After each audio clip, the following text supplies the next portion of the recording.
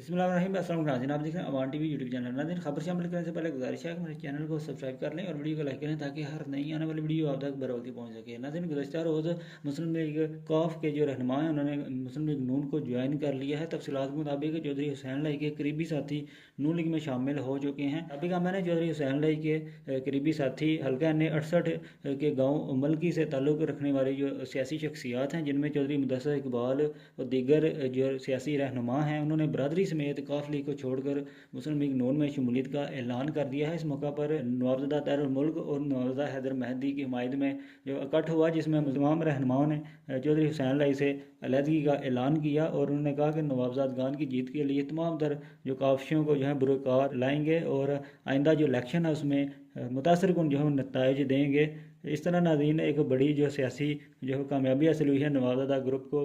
हल्का ने 68 में। मज़ीद अपडेट्स के लिए देखते रहें अवान टीवी।